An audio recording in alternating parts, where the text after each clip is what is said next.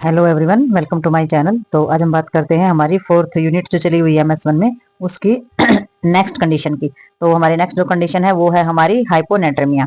तो इसमें हम देखेंगे कि हाइपोनेट्रेमिया जो है वो कैसी कंडीशन होती है बॉडी की। तो सबसे पहले हम इसमें देखेंगे डेफिनेशन।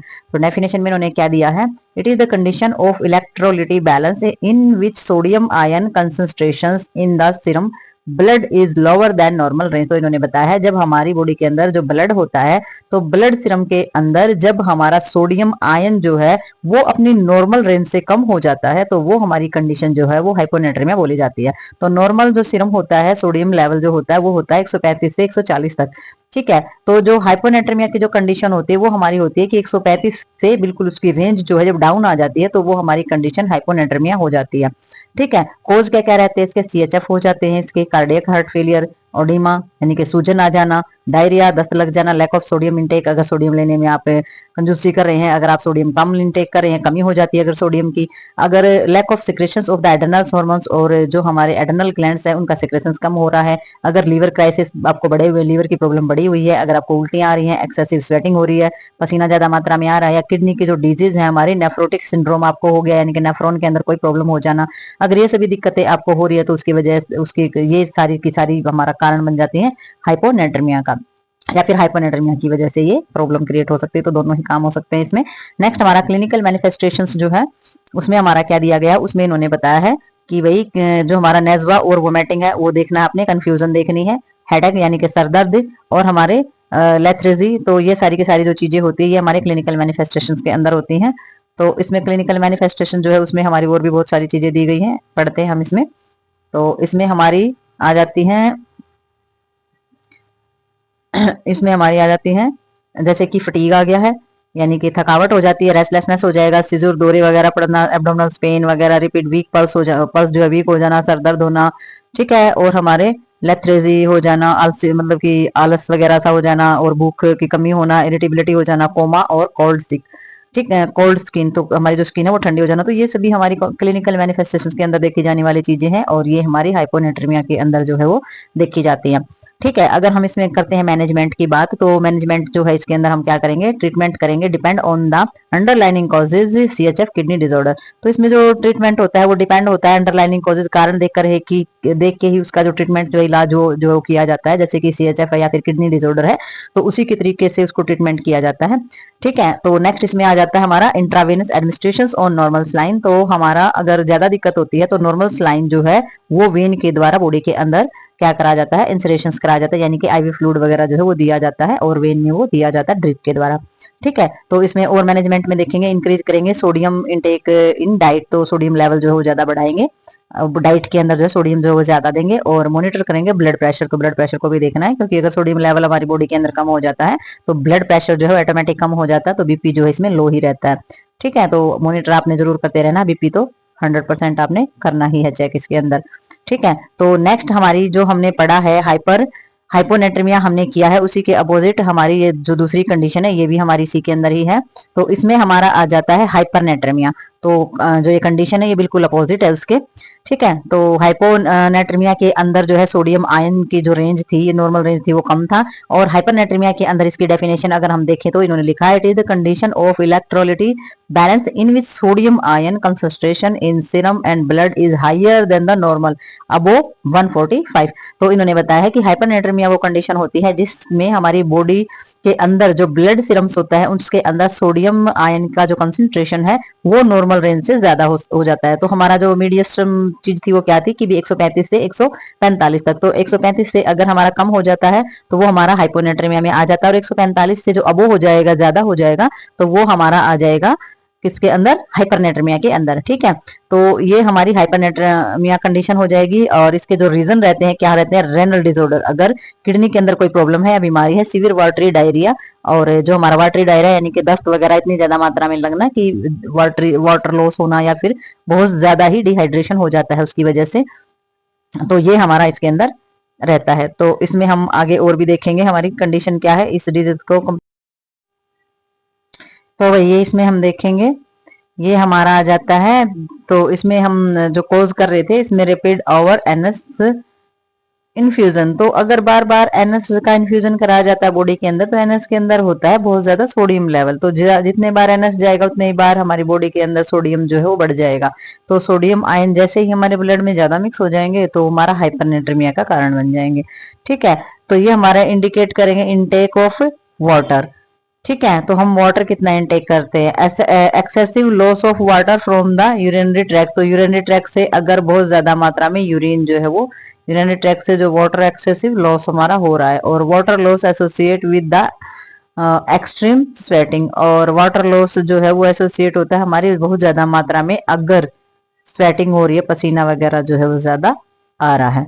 ठीक है, तो इसमें हमारा हो जाता है आगे क्लिनिकल मैनिफेस्टेशन, इसका हम देखेंगे। क्लिनिकल में इन्होंने दे रखा वही लेथरेजी हो जाता है, सूजन हो जाती है, कमजोरी महसूस होएगी, इरिटेबिलिटी हो जाएगी, सिजुर दौरे पड़ने स्टार्ट हो जाएंगे, कोमा में चले जाओगे, ओलिग्यूरिया और एनीयूरिया यानी कि हमारे यूरिन का ज्यादा जरूरत से ज्यादा बढ़ जाना या यूरिन का जरूरत से कम आउटपुट होना, इंक्रीज हो जाएगी, हमारे थर्स्ट वगैरह डिजायर जो है वो ज्यादा इंक्रीज हो जाएगी इसमें। ठीक है, और न्यूरोमस्कुलर जो हमारी एक्सटेरिबिलिटी जो है वो बढ़ जाएगी। ठीक है, तो न्यूरोमस्कुलर्स के अंदर, और इसमें कुछ दे रखा है हमारा फ्राइड में कुछ की दे रखी है हमारे हाइपर जो नेट्रेमिया होता है उसके अंदर, तो इसमें जो चीजें दिखाई देती हैं वो हमारा फीवर। ठीक है, और फ्लूइड स्किन हमारी हो जाती है, रेस्टलेसनेस आप हो जाओगे यानी कि आरामदायक स्थिति आपकी नहीं रहेगी, बेचैनी रहेगी, सूजन हो जाएगी, और यूरिन आउटपुट है वो भी हमारा डिस्क्रीज हो जाएगा। तो ये सारे के सारे सिम्टम्स जो है इसके अंदर दिखाई देते हैं, और क्लिनिकल मैनिफेस्टेशंस में आपने ये चीजें जो है देखनी है इसके अंदर। ठीक है, तो इसमें हमारी जो मैनेजमेंट है, मैनेजमेंट के अंदर इसमें क्या दिया गया है, मैनेजमेंट में इसमें आएगी हमारी सबसे पहले थ्रस्ट अंडरलाइनिंग कॉजेज। ठीक है, आपने जो अंडरलाइनिंग कॉजेज है वो हमारी ट्रीट करनी है, सारी की सारी कारण जो है उनको खत्म करना है। तो सबसे पहले ट्रीट करने की चीज ही ये होती है मैनेजमेंट के अंदर, अंडरलाइनिंग कॉजेज जो है वो ट्रीट करोगे, प्रोवाइड करोगे साल्ट और जो हमारे रिस्ट्रिक्टेड डाइट, तो आपने सोल्ट वगैरह जो है वो डाइट से स्किप करना है। अगर आप सोल्ट ज्यादा लोगे तो हाइपोनेट्रेमिया यानी कि सोडियम जो है वो ज्यादा बढ़ जाएगा, तो आपने अवॉइड करना है डाइट में अपना सोल्ट लेना, और मेंटेन करना है इनटेक और आउटपुट का जो चार्ट है वो भी आपने बनाना है, और डेली अपना वेट चेक करना है, और प्रोवाइड और जो administration on the forces water of correct the relative water of deficit. तो आपने क्या करना है, आपने जो फोर्सफुली जो है वाटर जो है वो एडमिनिस्ट्रेशन कराना है अपनी बॉडी में, ताकि वाटर की कंडीशन जो हमारी वाटर अमाउंट जो है बॉडी के अंदर बढ़ता रहे, और वाटर अमाउंट अंदर जाएगा तो हमारी सारी की सारी चीजों को बैलेंस करने का काम करेगा, क्योंकि उसमें सारे की सारी जो इलेक्ट्रोलिटी जो बैलेंस होता है वो सबसे ज्यादा हमारा वाटर के अंदर ही होता है, और वाटर ही इलेक्ट्रोलिटी बैलेंस जो है वो हमारी बॉडी को देता है। ठीक है, क्योंकि वाटर के अंदर पाए जाते हैं सारे के सारे हमारे सब्सटेंसेस जो इलेक्ट्रोलिटी बैलेंस को बनाए रखने का काम करते हैं। ठीक है, तो ये हमने जो ये वाली जो डिजीज है हमने हाइपरनेट्रेमिया और हाइपोनेट्रेमिया के बारे में हमने जान लिया है कि भाई जो कंडीशन हमारी हाइपरनेट्रेमिया कौन सी कंडीशन होती है और हाइपोनेट्रेमिया कौन सी कंडीशन होती है। ठीक है, तो आगे हम करते हैं दूसरी नेक्स्ट डिजीज में मिलते हैं, तब तक के लिए bye bye. Hello everyone, welcome to my channel. तो अब हम बात करते हैं हमारे नेक्स्ट टॉपिक और नेक्स्ट कंडीशन की, जो कि हमारी यूनिट 4 से ली गई है। तो यूनिट 4 के अंदर हमारी ये जो कंडीशन होती है इसकी डेफिनेशन दी गई है। तो डेफिनेशन देखते हैं हम। इन्होंने बताया है, it is the condition of electrolyte balance in which potassium in concentrations in blood is lower than normal range. तो इन्होंने बताया है कि ये जो कंडीशन होती है हमारे इलेक्ट्रोलिटी बैलेंस की, ये हमारी बॉडी के अंदर जो ब्लड होता है उसके अंदर पोटाशियम की कंसंट्रेशन जब नॉर्मल रेंज से कम हो जाती है तो ये हमारी बोली जाती है हाइपोकैलेमिया। तो ये पोटेशियम कम हो जाना, ब्लड के अंदर पोटेशियम की मात्रा कम हो जाना, तो ये हाइपोकैलेमिया हमारी बोली जाती है। और नॉर्मल रेंज आप इसकी देख सकते हो 3.5 से 4.5 तक ये इसकी नॉर्मल रेंज जो है वो रहती है। ठीक है, अगर हम इसकी रीजन देखें तो रीजन क्या हो सकते हैं भाई, वोमिटिंग भी इसका रीजन हो सकती है, रेनल किडनी की बीमारी भी इसका रीजन हो सकती है, सेल्फ इंक्लूड वोमिटिंग भी हो सकती है, अपने आप से जो वोमिटिंग कराते हैं तो सेल्फ इंक्लूड वोमिटिंग भी हो सकती है, अल्कोहल अब्यूज अगर बहुत ज्यादा मात्रा में शराब पी रहे हैं वो भी हो सकती है, ड्रग्स हो सकते हैं ड्यूरिटिक और लैक्सेटिव यानी कि जो कॉन्स्टिपेशन के और यूरिन के चक्कर में जो लिए जाते हैं हमारे वो वाले ड्रग्स से, और लेपोडोपा जो ड्रग्स होते हैं, ड्रग्स के कुछ नाम है, इनकी वजह से भी हमारी पोटेशियम की रेंज जो है कम हो सकती है हमारी बॉडी के अंदर।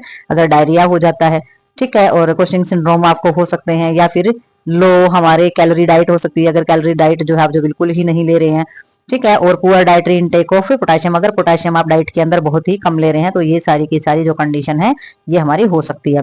कौन सी कंडीशन? हाइपोकैलेमिया कंडीशन जो है इन सभी चीजों की वजह से हो सकता है, ये कॉज है हमारे। ठीक है, तो इसमें हम देखेंगे आगे। तो क्लिनिकल मैनिफेस्टेशन इसके दिए हुए हैं। क्लिनिकल मैनिफेस्टेशन के अंदर है हमारी चीजें। इसमें सबसे पहले इन्होंने दिया है मैलेगा यानी कि मसल्स पेन जो है वो देखेंगे, हमारा फैलेसिड पैरालिसिस देखेंगे। ठीक है, रेस्पिरेटरी पैरालिसिस का तो पता ही है, जो मतलब लकवा वगैरह मार जाना, इस तरीके की जो चीजें होती है वो पैरालिसिस होती है हमारी। और जो मसल्स पेन होता है, मांसपेशियों में दर्द होना स्टार्ट हो जाएगा, रेस्पिरेटरी डिप्रेशन होना स्टार्ट हो जाएगा।